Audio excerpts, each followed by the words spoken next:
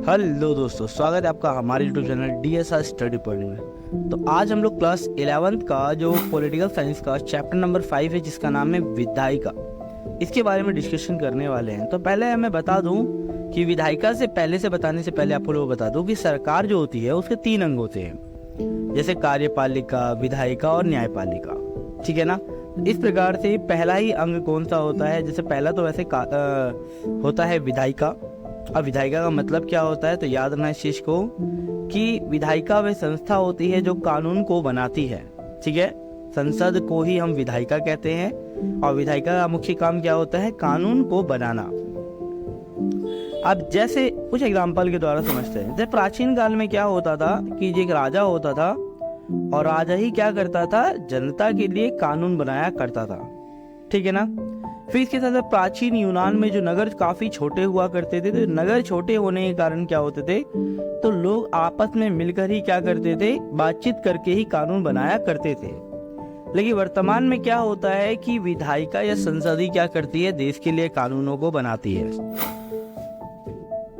संसद जो होती है, संसद के 2 सदन होते हैं, एक को कहते हैं लोकसभा और दूसरे को कहते हैं राज्यसभा। लोकसभा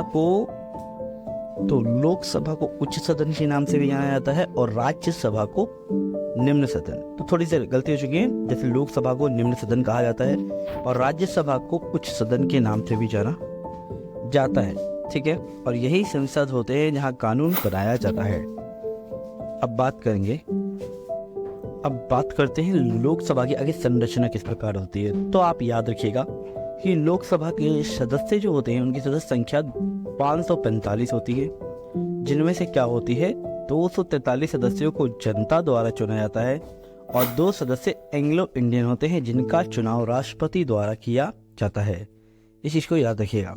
लोकसभा के सदस्यों का जो कार्यकाल होता है वो 5 वर्ष का भी होता है और प्रधानमंत्री राष्ट्रपति से कहकर लोकसभा को 5 साल से पहले भी भंग करा सकता है, या अगर गठबंधन की सरकार हो या लोकसभा में बहुमत ना हो तब भी सरकार गिर सकती है, लोकसभा को भंग किया जा सकता है और पुनः चुनाव कराया जा सकता है।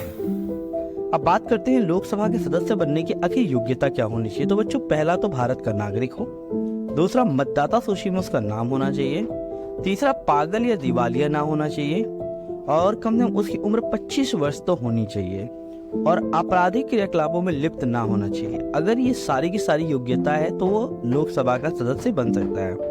अब बात करते हैं राज्यसभा की संरचना के बारे में। तो पहला तो आप याद रखिएगा कि राज्यसभा को, अभी मैंने आपको बताया, ये उच्च सदन है। राज्यसभा राज्यों का प्रतिनिधित्व करती है और राज्यसभा की कुल सदस्य संख्या 250 होती है बच्चों। 238 सदस्य क्या होते हैं, विधानसभाओं द्वारा चुने जाते हैं और जो 12 सदस्य होते हैं वो राष्ट्रपति द्वारा मनोनीत होते हैं। जो विज्ञान, कला, प्रौद्योगिकी इस क्षेत्र में जिन लोगों को महारत हासिल होती है वो सदस्य इसके अंदर शामिल होते हैं।